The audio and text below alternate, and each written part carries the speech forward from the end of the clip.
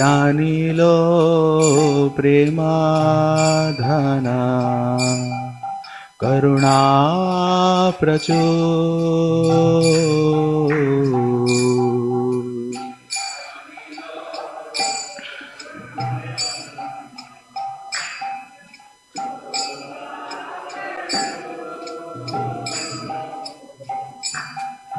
हे no प्रभु कोथा गेला आचार्य ठाकुर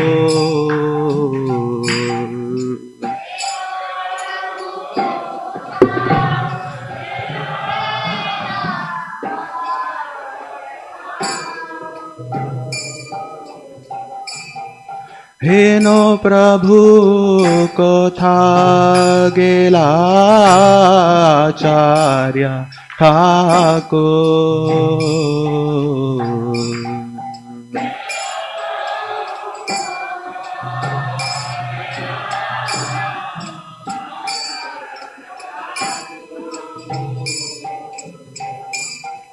कहा मोरा स्वरूप रूपा कहा सनातन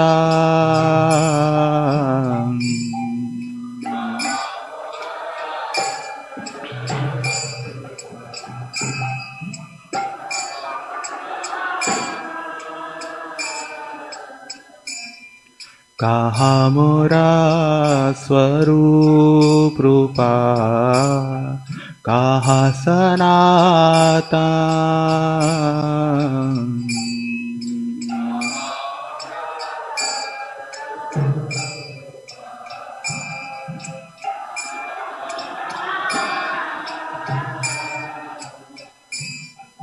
कहा दास रघुनाथ पतित पावन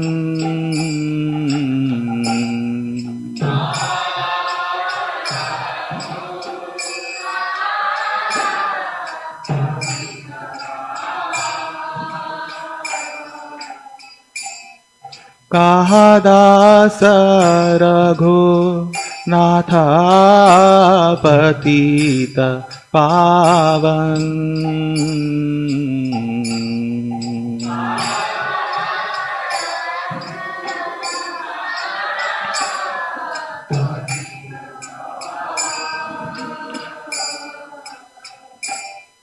कहा मोरा भट्ट जुगा कहा कबीरा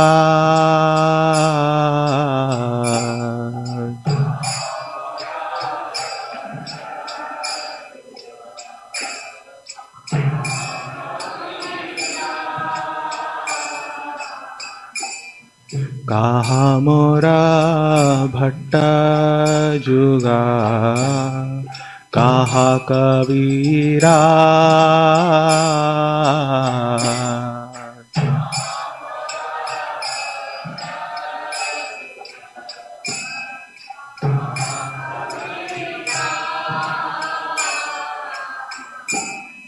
एक काले कोथा गेला गौरा नटरा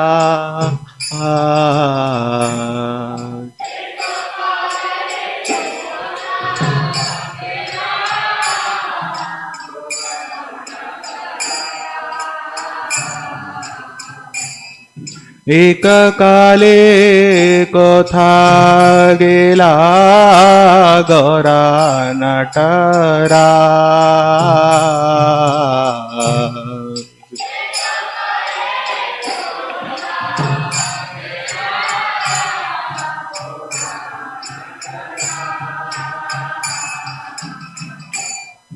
पाषाणे कोटिबो माथा अनले पशिबो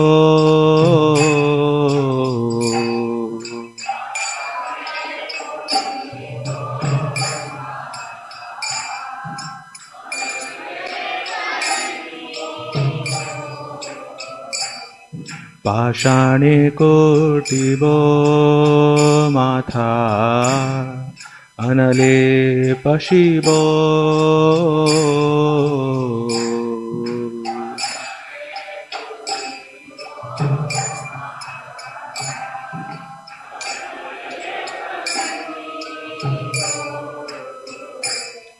गौरांग गुणेरा निधि कथा गेले पाबो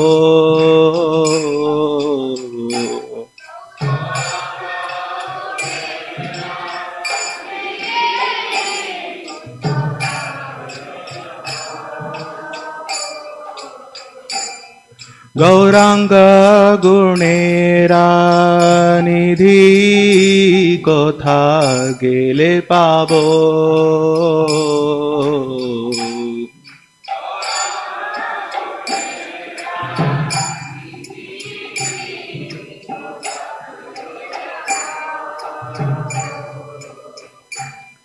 से सब संगीरा संगे जे कोइलो बिला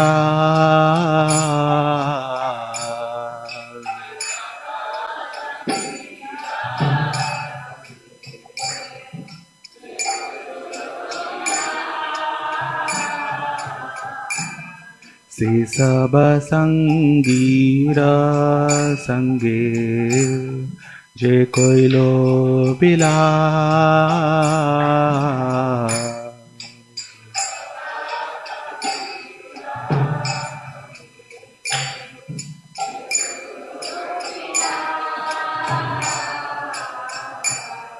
से संग ना पाइया कांदे नरोत्तम दास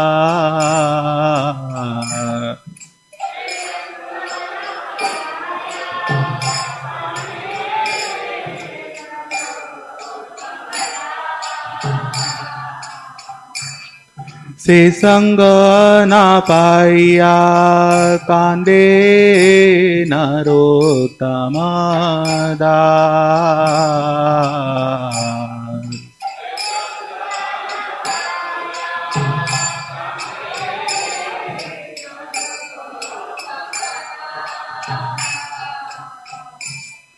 जे आनिलो प्रेम धन करुणा प्रचुर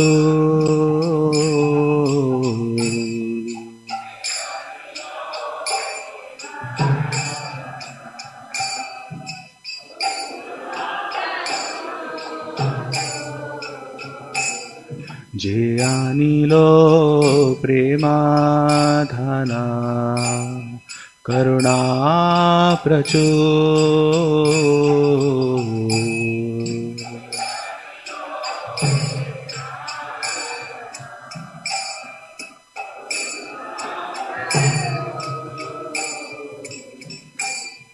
हे न प्रभु कथा गेला आचार्य Thakur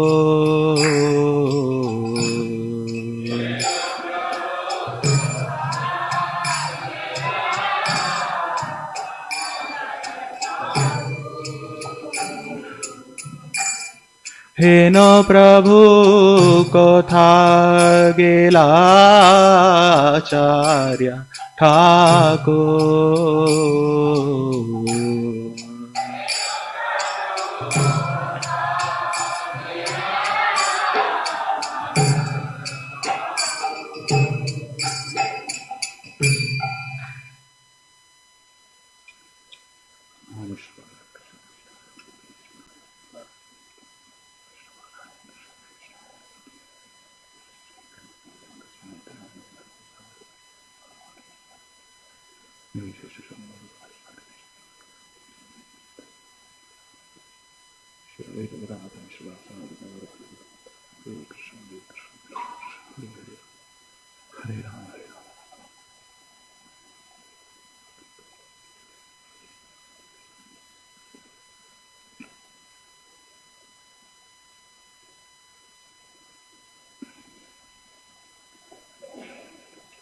Okay, Hare Krishna. So today is a very auspicious day.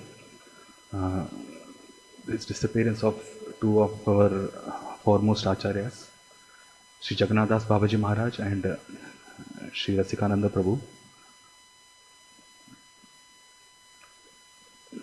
So I'll have two sessions actually. So in the morning session, I'll be speaking primarily on Sri Jagannāth Bābāji Maharaj, and in the evening session, I think at around 7 p.m. So we will discuss about Rasikananda Prabhu.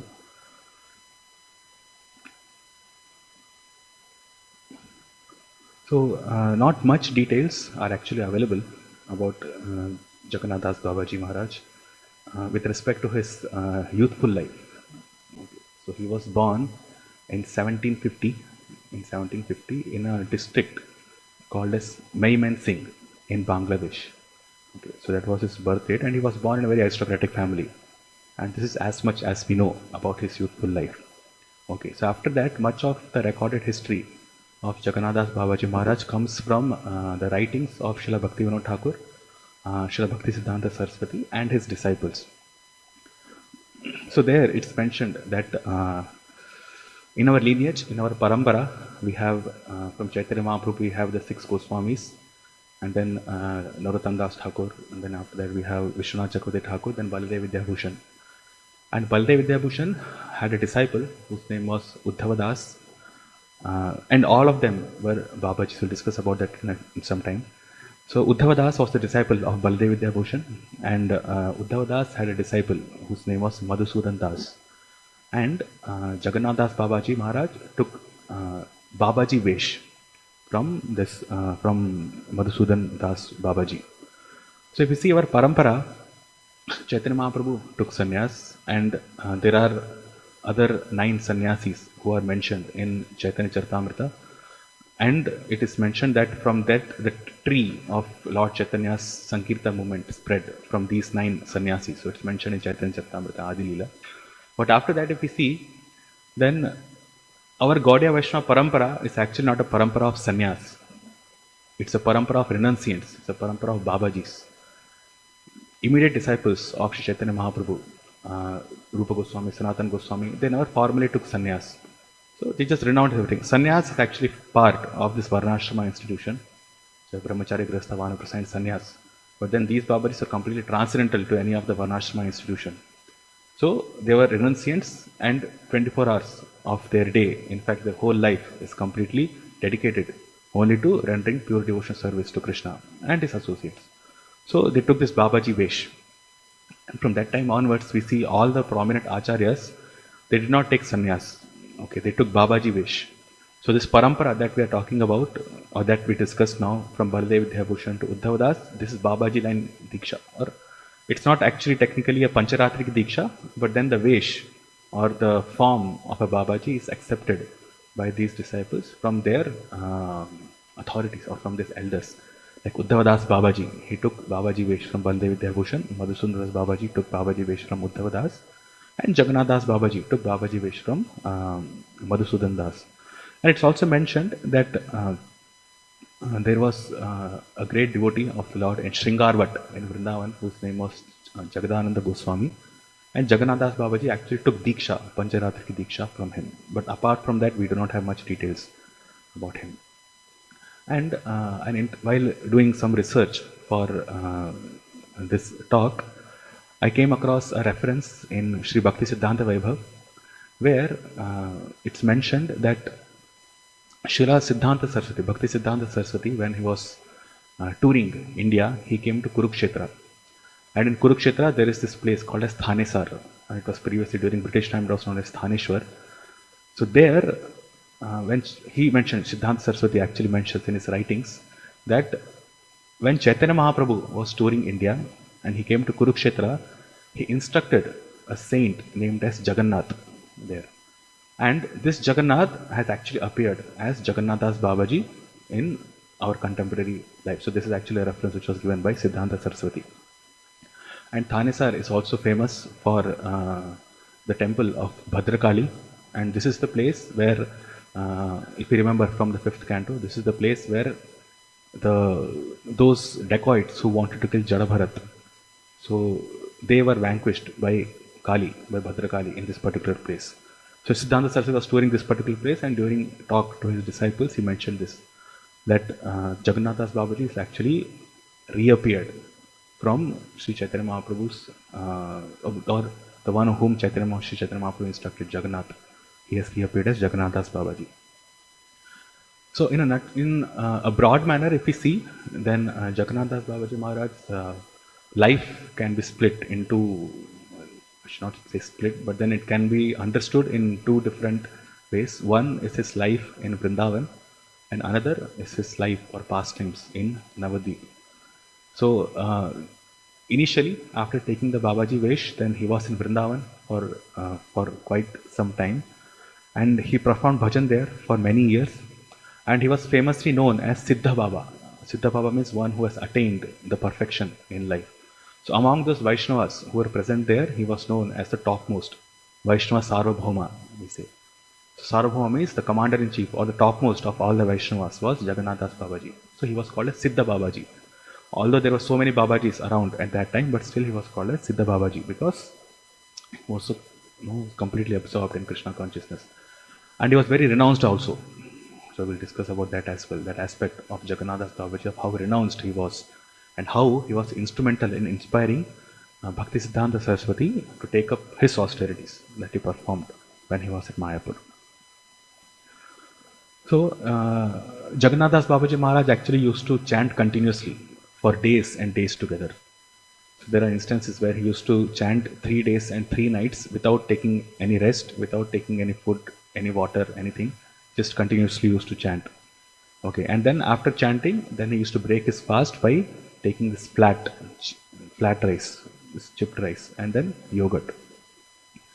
And he lived for a very long period of time.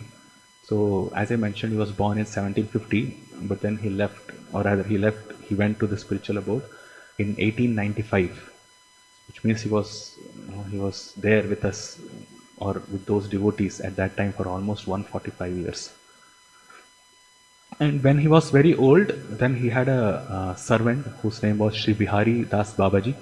He was also Babaji, and he used to carry Jagannath Das Babaji in a basket, in a weaved basket, because Jagannath Babaji could not move after a certain time. And once when Sri Bihari Das Babaji was carrying Jagannath Das Babaji, whenever he used to, and this Bihari Das Babaji was not some weak person, he was very strong. Was very strong physically, and that was how he was able to carry Jagannatha Babaji. So once when they were traveling in Vrindavan, normally those who are aware, or especially in India, we are aware, or those who are aware of Vedic culture, we give some donation or we give some dakshina to the renunciants, to sannyasis, to Babajis, like that.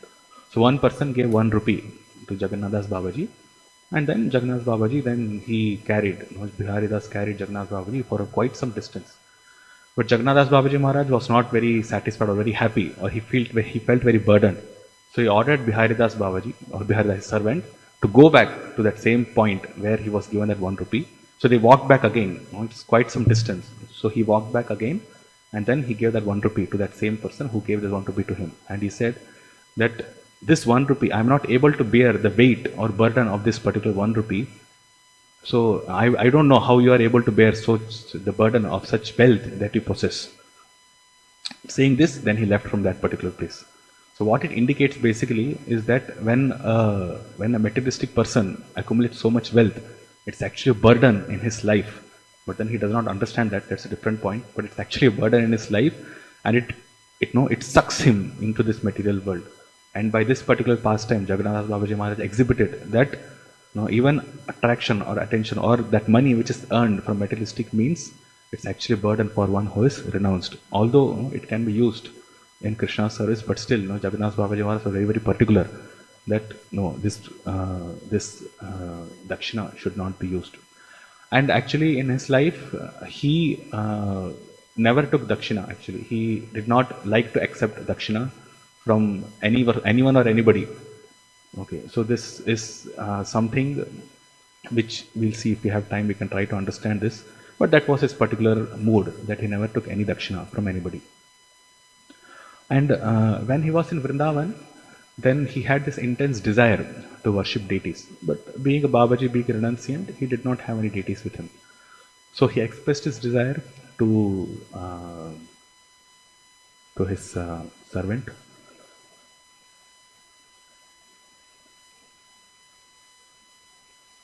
And then from this servant, Bihari Das, from there, from Vrindavan, he travelled to West Bengal to get the deities of Gaurnitai, Shishi Gaurnitai. And he came to a place near Katwa, and then he went to a very rich landlord and he asked him that Jagannāth Bābāji Maharaj, Siddha Bābāji is asking for deities, so please arrange for the deities. So this landlord then gave the deities of Shishi Gaurnitai to him, and then from taking those deities, he went for the service of the Lord. They needs to have some means. So he went to Calcutta, and there he met another rich person. He took 5,000 rupees from them during those times. So he took 5,000 rupees for them for the service of the deity. And then after that, he came back to Vrindavan. And after coming back to Vrindavan, he polished the deities so much that although the deities were not made up of gold, they glittered like gold. Okay. And during that time, it was all, Vrindavan was not as richly populated or dense populated with all kinds of infrastructure and all. It was all forest at that time. So when some dacoits came to know about this, this beautiful deities, these golden deities of Shishi Gaurnitai, and they wanted to steal it. So this or these deities were actually installed in the hut of Sri Jagannāth Bābāji, which he called as temple because the deities were there. So these dacoits, these thieves, they tried to steal this deities, but then they were not able to. Okay, the reasons and why and how is not mentioned. But then I tried to find out, but then it's not mentioned. But then it said that they were not able to steal, and by the time, or they were trying so hard that already it was almost 5:30. So it was daytime. So still they could not steal, and they ran away from that place. But Jagannāth Bābāji Maharaj, he came to know that someone has tried to steal this because he could understand. So he said, no, these deities, although they are so beautiful, they are just like gold, then no, I cannot handle them if this kind of disturbance keeps coming. So therefore, O Bihari, you please give it to some Goswami in Vrindavan. So Bihari Das Bābāji then gave these deities to a Goswami in Vrindavan who actually belonged to he's from Gaudiya Vaishnava Parampara. And this deity, because the deities were golden, almost almost as they looked as if they are made up of gold, a temple was established in Vrindavan, and this temple still exists, which is called as Sonar Gauranga Temple. So if you go to Vrindavan, then the Sonar Gauranga Temple is still present, and these are the actual deities which are worshipped by Sri Jagannāth Das Bābāji. But then, although Jagannāth Das Bābāji Maharaj gave these deities, but still in his heart he felt some emptiness. So he said, no, I want deities. So then what to do? So Bihari Das Bābāji, then he did not go to Bengal this time. So he went to Radhakund. And in Radhakund, then he went to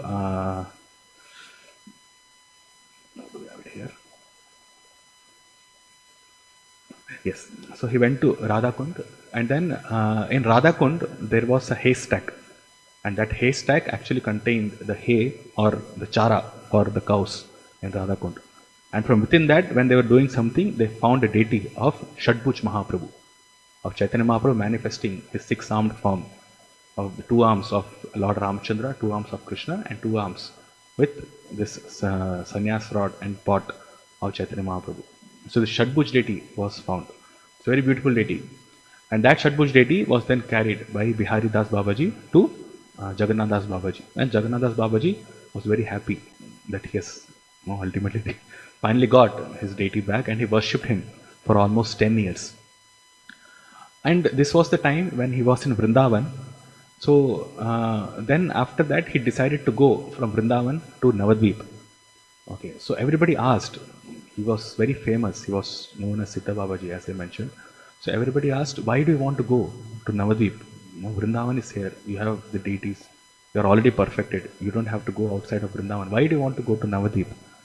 So then Jagannāth Bābāji, in his all humility, he expressed that Vrindavan is for those who have perfected their life. For those who are contaminated with material consciousness, Vrindavan is not the place. Because here, a materialistic person or a contaminated person would only end up making more and more offenses, and he cannot achieve the love of Godhead. That's the ultimate goal of life. So therefore, because I am not in that level, we of course know he's in that level, but he mentioned that I'm not in that level. I'll go to Navadvip because Gauranga Mahaprabhu is very, very merciful. He will not take he will not pay any heed to our offenses. He will see whatever little devotion service that we perform, whatever little purity we have, whatever little minimal amount of attraction we have for Krishna, he will glorify that, he'll exemplify that. And that way I'll have some peace, or that way I'll have at least some hope that I can go, I can render, or I can think of rendering direct service to Shri Radha and Krishna. So therefore I want to go to Navadvip. In all his humility expressed like this. And then from there he started for Navadvip. And there are other pastimes also which happened in Vrindavan.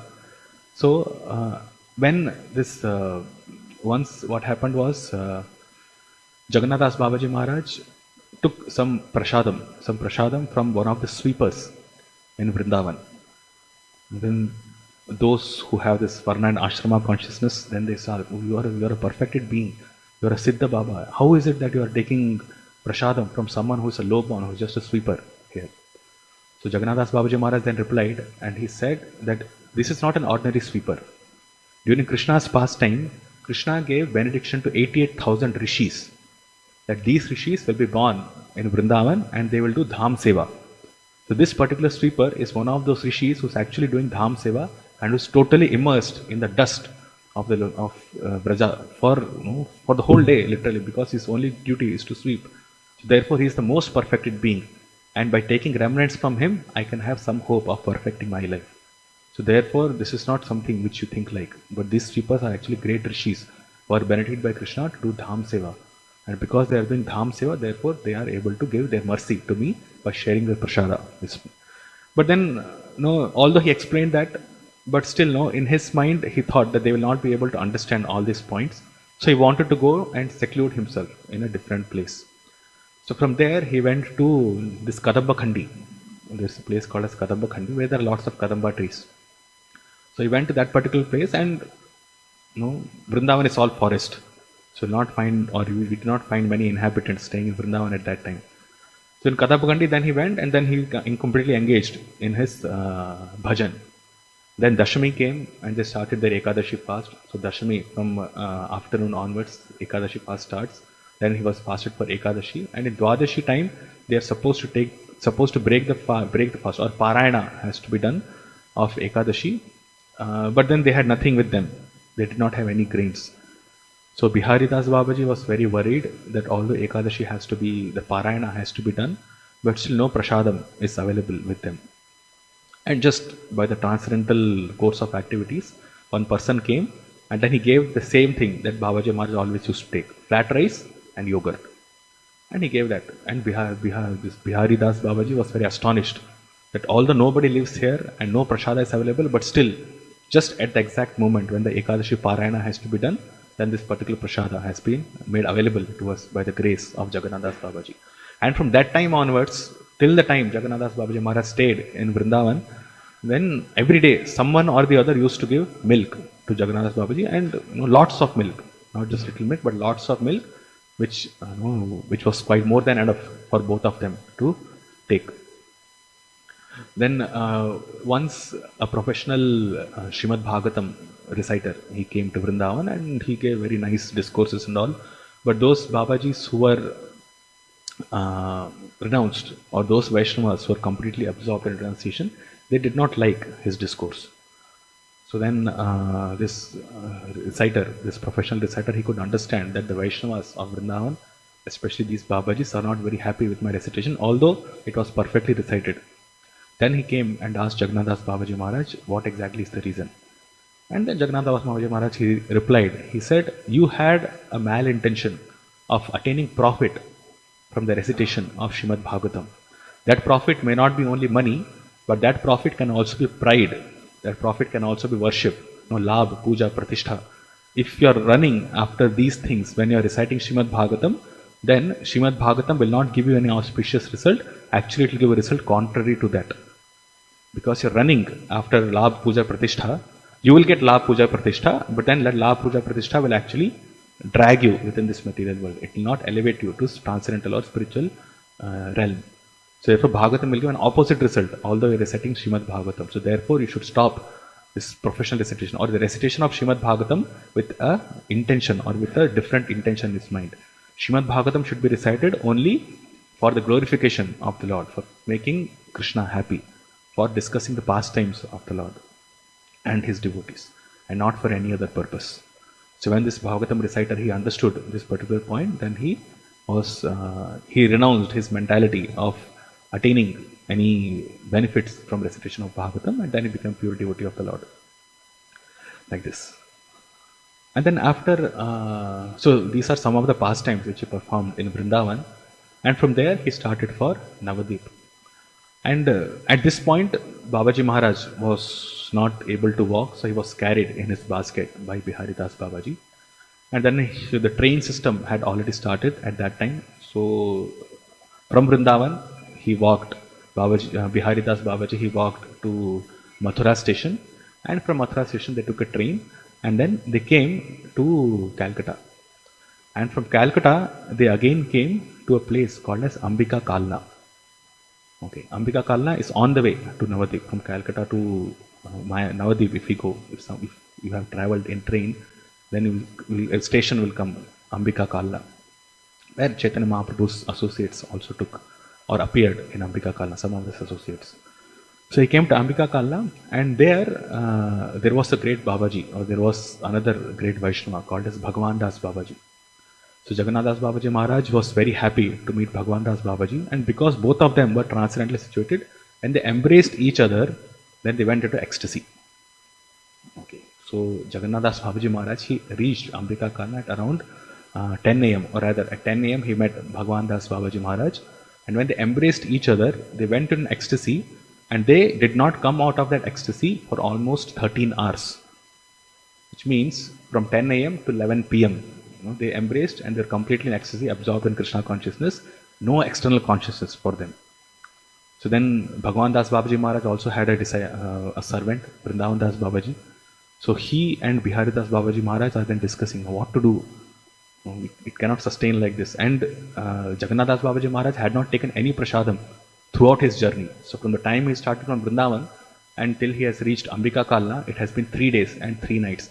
And Jagannāth Das Bābāji Maharaj has not taken any prasadam, neither food nor water, nothing. So then the servant, they got, we have to bring them back to external consciousness. So gradually they started chanting of this Hare Krishna Mahamantra, Kirtan they started, and the Kirtan was started. Then Jagannāth Das Bābāji Maharaj and Bhagwan Das Bābāji Maharaj, both of them came back to consciousness or external consciousness. And then Jagannāth Das Bābāji Maharaj again took prasadam, flat rice with yogurt. Okay. Then after this, then he stayed with Bhagwan Das Bābāji Maharaj discussing Krishna conscious topics for 10 days. And from there, then they started for Navadvip in a bullock cart. Okay, so Bihari Das Bābāji Maharaj did not carry him this time. They took a bullock cart and then they came to Navadvip. So while on the way, then Jagannāth Das Bābāji Maharaj asked Bihari Das, his servant, where will we stay? We do not have any place in Navadvip to stay. So where shall we stay? So then Bihari Das Maharaj started thinking about different places. And he mentioned that we can stay in this particular ashram, in Bada Akhara. There's a place called as Bada Akhara in Navadvip. And there we will stay. All the renunciated Babajis, they stay there, we can stay there.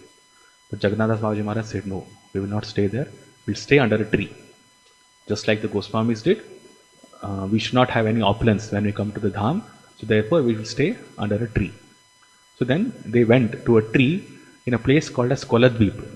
So Koladvip is actually one of the 9 dvipas of Navadvip.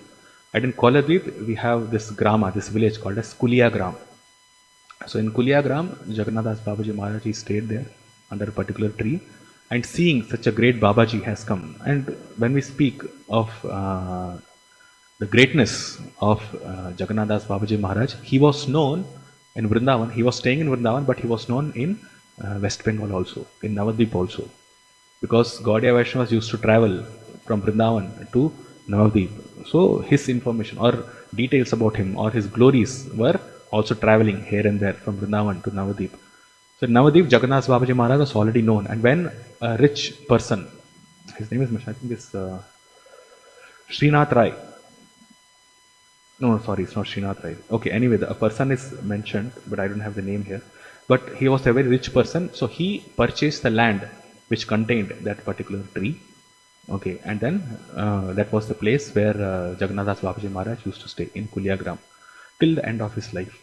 And it's also mentioned that sometimes Bābāji Maharaj would like to go to Vrindavan again. So at the end, in the last 3 or 4 years of his life, he used to spend 6 months in Vrindavan and then 6 months in Navadip. So although he traveled, he spent much of his life in Vrindavan, and then after that he traveled to Navadip, and this was when he was 130 years old. It was in 1880 is when he came to Navadip. But still after 1880, after 1892, he used to travel in the last 3 years. He used to travel between Vrindavan and Navadip. Of course, Bihari Das Babaji Maharaj used to carry him here and there. So, yes, it was Madhava Datta who donated their land. Okay. And it's mentioned that this is the time after coming there, then Bhaktivinoda Thakur met Sri Jagannāth Babaji. Actually, Bhaktivinoda Thakur, Srila Bhaktivinoda Thakur has met Jagannāth Babaji Maharaj before in Vrindavan. Okay, so they had met before, and this is the second meeting that Bhaktivinoda Thakur, Srila Bhaktivinoda Thakur have with Jagannāth Babaji Maharaj. So Bhaktivinoda Thakur, Srila Bhaktivinoda Thakur, he constructed 2 huts for Jagannāth Babaji so that he can stay. He does not have to stay under a tree, but he can stay in a proper place.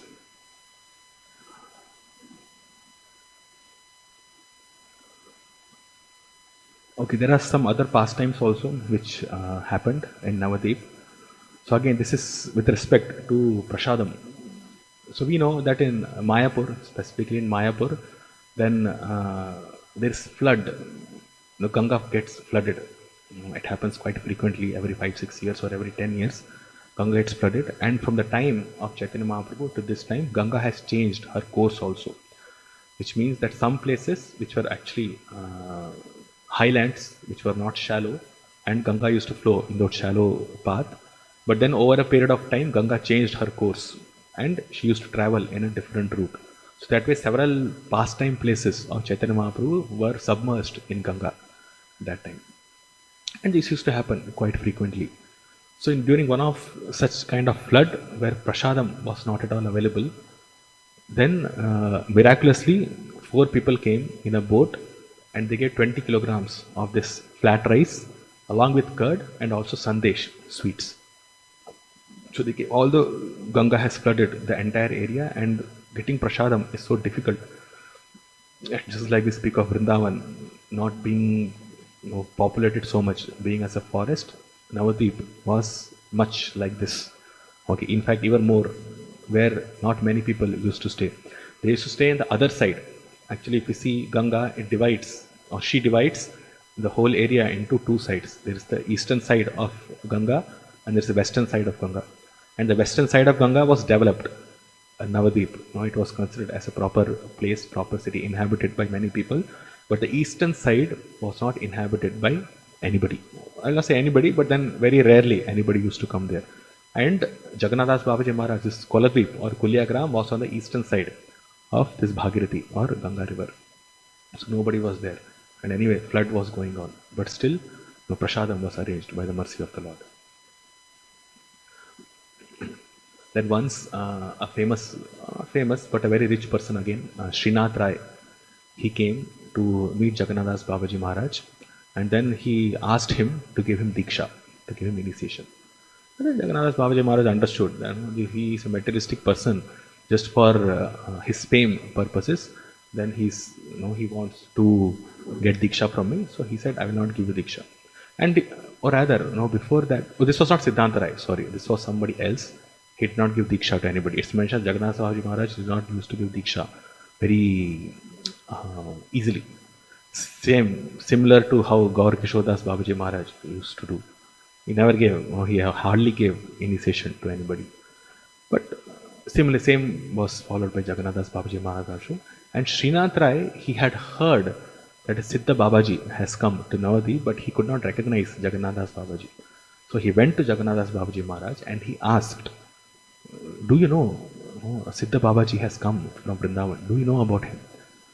Jagannāth Bābāji himself is that Siddha Bābāji. So He said, no, I don't know any Siddha Bābāji who has come here. I have also come from Vrindavan, but then I'm not Siddha and all. In all his humility, he said, I'm just a useless person trying to serve the Lord. And after saying this, he took a stick in his hand and then he started beating the ground. So this Srinath Rai, he became very disturbed. Oh, what has happened? Definitely, I can understand that this is a Siddha Bābāji. Then that clicked in his mind that he is that personality. He is the person whom I'm searching for. But then he's beating this stick into the ground. So definitely I have committed a very big offense at his lotus feet. So he became very agitated and he fell at the lotus feet of Jagannāth Bābāji Maharaj and said, no, please forgive me if I done any mistake.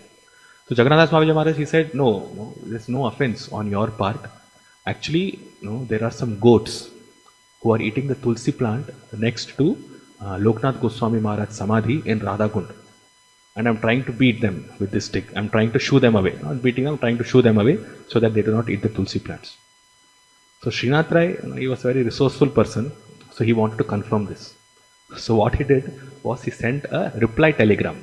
Means you send a telegram and then a reply also should come on the same day like this. So he sent a telegram to the person at Radhakund who was managing this Loknath Goswami, this Samadhi. So the telegram went and then the telegram reply came back in 2 days. And there it was written, the person who was handling Loknath Goswami Maharaj Samadhi, he has written that yes, 2 days back many goats have come and they are eating the leaves of the tulsi plant. And this has happened. So when Srinath Rai, he heard this, then he could understand that Jagannāth Bābāji Maharaj was such a transcendental personality. He's always absorbed in serving the devotees of the Lord, in serving the Acharyas, in serving Krishna like this. Then once Biharidas Bābāji, he became very ill. His servant, he became very ill. And the doctors, they told that he's in a very delirious condition. He cannot be saved and this is the end of his life. So Jagannāth Bābāji Maharaj, what he did, he just placed one tulsi leaf in his mouth and then he started chanting Mahamantra. And within a short time, Biharidas, he got up, he was completely cured and then he cooked prasadam for Jagannāth Bābāji and then they had prasadam together. And then that problem, that disease never came back. Okay, so this is also one of the pastimes that happened. And Biharidas was illiterate in the sense that he could not read. But Jagannāth Bābāji Maharaj wanted to hear Chaitanya Charitamrita from him. And by this time, the manuscript of Chaitanya Charitamrita was already found by Srila Bhaktivinoda Thakur and was available. So he wanted him to read, but Biharidas could not read. But then what he said, that you just look at the manuscript and just try to speak whatever you can understand. And Biharidas, he looked at the manuscript and he started to speak. Okay, he started to chant the pranam mantras and other things. And by the time he came to the first verses, the first text of Chaitanya Charitamrita, he could read. And then he started reading. This is also by the mercy of Jagannāth Bābāji Maharaj. So all these details are actually recorded by the disciples of Bhakti Siddhanta Saraswati. So these resources are from, some of them are from Sajjana Toshini, that I'll read the references a little bit. And then from Saraswati Jayashri, which I think was compiled by Sundarananda Vidya Vinod, if I'm not mistaken. It was compiled by him. So there also some of these pastimes are mentioned about Jagannāth Bābāji. And then Siddhanta Saraswati also wanted a detailed description of the glories and pastimes of Chaitanya Mahaprabhu's associates. So that was called as Gaudiya Vaishnava Abhidhan. So that was also compiled, and another work was compiled, Gaudiya Vaishnava Jivani. So in all these different works, some of the pastimes, or these pastimes which we discussed now, are mentioned about Jagannāth Bābāji Maharaj. And also, one more, there are several pastimes actually, but I think we just have to skip a little bit, because one of the most important thing which Sri Jagannāth Bābāji Maharaj did was identifying the birthplace of Sri Chaitanya Mahaprabhu. And this is exactly reflected in his pranam mantra also. Gauravir bhava bhumestvam nirdeshta sajjana priya Vaishnava sarvabhauma Shri Jagannathaya te namaha. So Gaura Avirbhava. So Gaura Avirbhava means the place where Chaitanya Mahaprabhu took his, or he appeared. Gaura Avirbhava, we said it, Avirbhava Mahotsav, Tirobhava Mahotsav. So Gaura Avirbhava Bhumestvam. So this place, in this Bhumi, Gaura Avirbhava, when he took his, when Chaitanya Mahaprabhu appeared, or the place where Chaitanya Mahaprabhu appeared in this Bhumi, Tvam Nirdeshta. Means, oh Jagannāth Bābāji Maharaj, you showed that place, Nirdeshta. So Gauravir Bhava Bhumestvam Nirdeshta. Sajjana Priya, and you are very, very dear to all the great devotees of the Lord. Sajjana Priya. Vaishnava Sarvabhaumashri. You are the commander in chief. You are the best of the Vaishnavas. You are the Siddha amongst all the Vaishnavas. Jagannathaya Te Namaha. So we pay our humble obeisances onto your lotus feet. So this is what is Pranam Mantra is. So one of the most significant activities, or one of the most significant pastimes that Jagannāth Bābāji Maharaj performed was actually identifying the place of Gauravir Bhava, of the appearance place of Chaitanya Mahaprabhu. So, from our perspective, Jagannāth Bābāji Maharaj had association with Srila Bhaktivinoda Thakur and Srila Siddhanta Saraswati also. So, Srila Bhaktivinoda Thakur and Srila Jagannāth Bābāji Maharaj, they actually, if we see from our parampara's point of view, we can say Srila Bhaktivinoda Thakur is actually the central point or the pivot for our connection to all the great Vaishnavas before him, and also the Vaishnavas or our Acharyas or Gurus after him. Because Srila Bhaktivinoda Thakur had intense or deep association with Jagannāth Bābāji Maharaj, who was directly related to Baladev Vidhyabhushan in this Bābāji line. And then he also had association with Gaur Kishore Das Bābāji Maharaj, who was the initiating spiritual master of Srila Bhakti Siddhanta Saraswati, who inspired Srila Prabhupada to preach, and by whose mercy we are here now. So Srila Bhaktivinoda Thakur was actually quite instrumental in bringing or in reviving Krishna consciousness. Actually, if we speak, after Chaitanya Mahaprabhu disappeared, all the great devotees like Jagannāth Bābāji Maharaj, Vishwanath Chakravarti Thakur, Baladev Vidhyabhushan, they were all there. But still there are some gaps. There are some gaps where this preaching or Sankirtan movement of Chaitanya Mahaprabhu did not spread far and wide. And during those gaps, although these great devotees were there, but still, most of the Vaishnavas had become Prakrita Sahajiyas, or they were infected or afflicted by this Apasampradayas. So all different kinds of ideas have crept in. But the pure Sampradaya, the teachings of the pure Sampradaya were maintained by these renounced Vaishnavas, by these Bābājis, Jagannāth Bābāji Maharaj. And when he met Srila Bhaktivinoda Thakur for the first time in Vrindavan, he actually instructed Bhaktivinoda Thakur to preach, to carry on, to expand the Sankirtan movement and to preach the glories of the holy name. So from that point onwards, I will not say from that point onwards, from historical point of view, there are several aspects into Srila Bhaktivinoda Thakur starting the Krishna consciousness movement, but this is also one of the significant points. And Srila Bhaktivinoda Thakur, then he started creating this Prapanashrama. Prapanashrama means that ashrama where people come only to surrender to Krishna. So this Namahattas, which Srila Bhaktivinoda Thakur started, they are also called as Prapanashrama. Okay, there is Prapanashrama and there is Shraddha Ashrama. So this Namahatta also is divided into these two sections. We will not be able to go into the details of that.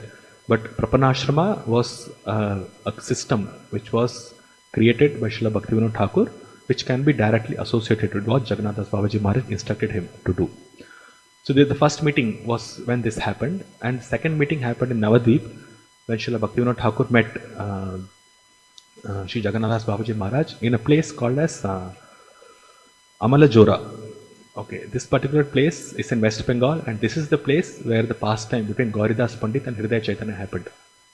So again, we will not be able to discuss that pastime. But this is the place where Srila Bhaktivinoda Thakur and Jagannāth Bābāji Maharaj met for the second time, and it was the day after Ekadashi when they had a very wonderful kirtan. Okay, so actually the reference I have here, so yeah, I'll try to finish this. So it's from Sajjana Toshni. So there Srila Bhaktivinoda Thakur writes the Sajjana Toshni. We were present in the village of Amalajora on 28th Falgun month. After staying up whole night on account of Ekadashi, the next morning all the devotees of the village went out for Nagar Sankirtan with great pomp. Keeping the most worshipable Sri Jagannāth Bābāji Maharaj in front, everyone reached Prapanashrama. So this was the inauguration of Prapanashrama. So although Prapanashrama has been constructed, this was the inauguration ceremony for that. So they went with Harinam Sankirtan. The symptoms of ecstatic love that Bābāji Maharaj began to exhibit at the time of Kirtan is beyond description. And we have to understand that at this point he is 140 years old. Okay? Even though he was more than 100 years old at that time, yet he wonderfully sang, cried, and rolled on the ground like a lion. It was an unprecedented scenery, the way he sang as follows. What wonderful holy names has Lord Nityananda brought? He is distributing the holy names in exchange of only one's faith. Although my most merciful Nityananda was hit on the head by Jagai, still he distributed love of God to everyone. On seeing the symptoms of Bābāji Maharaj's ecstatic love, everyone became filled with bliss of Kirtan, displayed the symptoms of ecstatic love, such as shedding of tears, standing of the hairs on end, and danced for a long time with ecstasy. After a while, when Kirtan came to an end, he briefly delivered a lecture on Namahatta. With great pleasure, Bābāji Maharaj ordered the activities of Prapanashrama to be carried out from that day onwards. According to the order of Bābāji Maharaj, the person in charge of Namahatta program completed the formality of inaugurating Prapanashrama on that day. It is customary in all countries that the heads of the local administration is invited as the chief guest whenever a school or a hospital is inaugurated. The most worshipable Sri Jagannāth Bābāji Maharaj was invited as the chief guest during the inauguration of Prapanashrama. It was completely reasonable. Wherever Prapanashrama is established, such a procedure should be followed. This is Srila Bhaktivinoda Thakur writing in Sajjana Toshni. And after this, in 1982, in Swalikhita Jivani, Bhaktivinoda Thakur also writes about his association with Jagannāth Bābāji Maharaj, his meeting. He says, in 1892, Jagannāth Bābāji and many other Vaishnavas participated in the Sankirtan festival in Godrma and then in Sri Mayapur. So this Godrma is actually Godrma Dweep, and Kuladweep is different from Godrma Dweep. So Jagannāth Bābāji Maharaj travelled from Kulyagram to Godrma Dweep, and in Godrma Dweep we have the place Surabhi Kunj of Srila Bhaktivinoda Thakur. So he went to that particular place, they had Kirtan there, and from there they went to Sridham Mayapur. In the month of Magh in 1210 Bengali year, Bābāji Maharaj came from Kulya, Navdeep, with his associates to Bhaktivinoda Thakur's residence, Surabhi Kunj in Godrma Dweep. A great Sankirtan festival was held there on Wednesday, the 27th of Magh month. And this another reference also, this also from the writings of Srila Bhaktivinoda Thakur. So this is what he explains about his discovering Sri Chaitanya Mahaprabhu's birth site. So this is elaborately described in several places, prominently in Sri Bhakti Siddhanta Vaibhav, of how Srila Bhaktivinoda Thakur discovered the appearance place of Sri Chaitanya Mahaprabhu. And he actually referred, because he was in government service, he has access to different manuscripts, he had access to different maps from the time of Sri Chaitanya Mahaprabhu. And by that he was able to point out that this is actually the birthplace of Chaitanya Mahaprabhu. And before Srila Bhaktivinoda Thakur, the birthplace of Chaitanya Mahaprabhu was considered to be somewhere in Navadvip, what we call as west of the Ganges river. But Mayapur, or the appearance place of Chaitanya Mahaprabhu, is in the east of the Ganges river. And the justification that people at that time used to give, or the Jata Gosais, or those who are caste conscious Goswamis, they used to give was that because Ganga has changed her course, therefore Chaitanya Mahaprabhu's appearance is this place only. This was east of Ganga at that time, but now Ganga has changed course, therefore this has become west, but actually this is the place. And they used to point out a particular place, and this is the appearance of Chaitanya Mahaprabhu, and then used to take money by basically cheating the gullible people who used to come there. But Srila Bhaktivinoda Thakur wanted to put an end to this. So he referred to different manuscripts, he referred to different maps, and then he could identify the actual place which is east of Ganges even now, which is the actual place of Chaitanya Mahaprabhu's appearance. So in Sajjana Toshni, this again from Sajjana Toshni, Bhaktivinoda Thakur writes, at 11 o'clock in the morning on Thursday, the 20th of Falguna in 1299, which is 1892 AD, Devotees filled three boats on the west bank of the Ganges in Navadvip town. The great devotee Jagannāth Bābāji Maharaj was carried in a palanquin. By the time the party reached Mayapur, it was impossible to count the number of people who had gathered. So already the news had spread that all these great Vaishnavas are going to come here and establish something very, very prominent. Dwaraka Babu and a party of devotees carrying colorful flags was waiting for the renounced Vaishnavas with a joyous kirtan at Mahaprabhu's Janmasthan. When all these devotees had gathered in the raised area where Mahaprabhu was born and started to dance, it was such a wondrous sight as had likely not been seen in Navadvip Dham in 400 years. Later the devotees sat down and after discussing the matter decided that the deity service should be established both at the birthplace and at Srivas Angan. Jagannāth Bābāji Mahashaya proposed that Jagannath and Sachi Devi should be worshipped in one building and Mahaprabhu with Lakshmi Devi and Vishnu Priya standing on his either side in another. On the other hand, deities of the Panchatattva should be consecrated in Srivas Angan. So it's also mentioned that Biharidas Babaji, he carried Jagannāth Babaji Maharaj to that place where Chaitanya Mahaprabhu appeared. Then he left. He started jumping from his basket and jumping in Kirtan, basically saying, this is the place where Chaitanya Mahaprabhu was born. This is the place where Chaitanya Mahaprabhu was born. And he not only found the appearance place of Chaitanya Mahaprabhu, but he also found two more places, which was also lost at that time. One was the place where Chand Kasi and Chaitanya Mahaprabhu had a meeting. That was also confirmed by Jagannāth Babaji Maharaj. And one more place was Shiva Sangan, where the khol was broken. So that place was also identified by Jagannāth Babaji Maharaj. Okay, and so these are some of the pastimes he performed when he met with Srila Bhaktivinoda Thakur. And it's also mentioned that Bhaktisiddhanta Saraswati was very young at that time. He also had association with Jagannāth Babaji Maharaj. So Jagannāth Babaji Maharaj, he instructed Bhaktisiddhanta Saraswati that you should, because Siddhanta Saraswati was very much adept or very expert in astrology. So Jagannāth Babaji Maharaj, he requested Bhaktivinoda Thakur that please ask your son to create a Panchika or a Panchang which lists all the appearance day of all the great Vaishnavas, the devotees of Chaitanya Mahaprabhu. And then which is very, very specific to Gaudiya Vaishnavas. So after that, Sri Siddhanta Saraswati, he started this Navadvip Panchika, which he released every year after this. So that was also inspired by Jagannāth Babaji Maharaj. And regarding his austerity, he was very austere. He used to follow Chaturmasya very strictly. And this was also an inspiration for Bhaktisiddhanta Saraswati. We know how Srila Bhaktisiddhanta Saraswati used to follow Chaturmasya. So that inspiration came from Jagannāth Babaji Maharaj.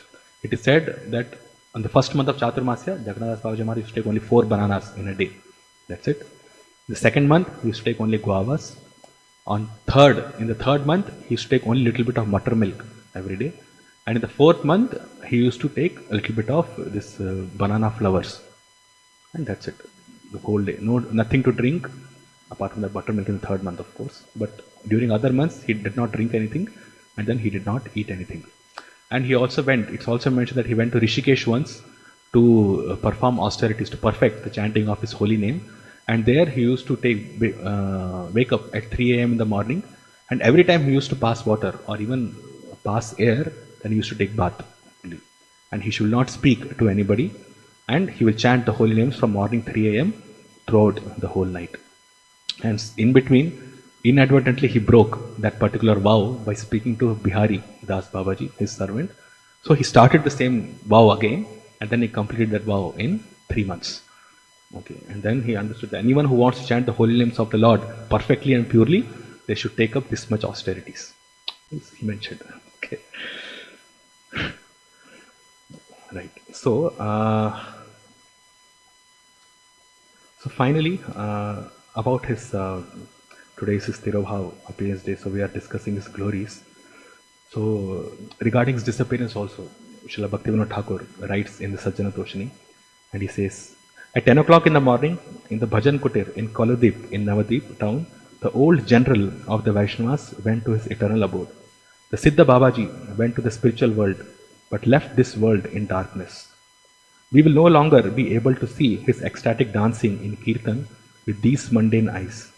May he bestow his blessings on us from his place in the eternal home.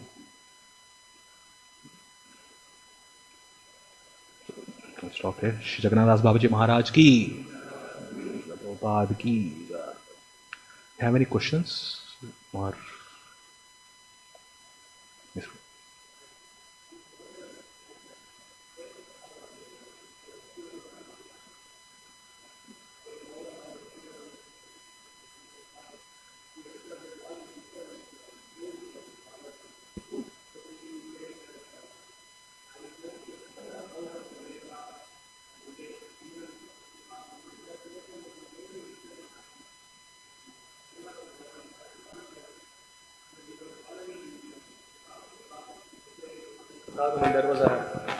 There was a dog. It came and then it shared the prasadam with him. And then his servant, he was so upset that Guru is honoring prasadam, and then he kicks the dog out.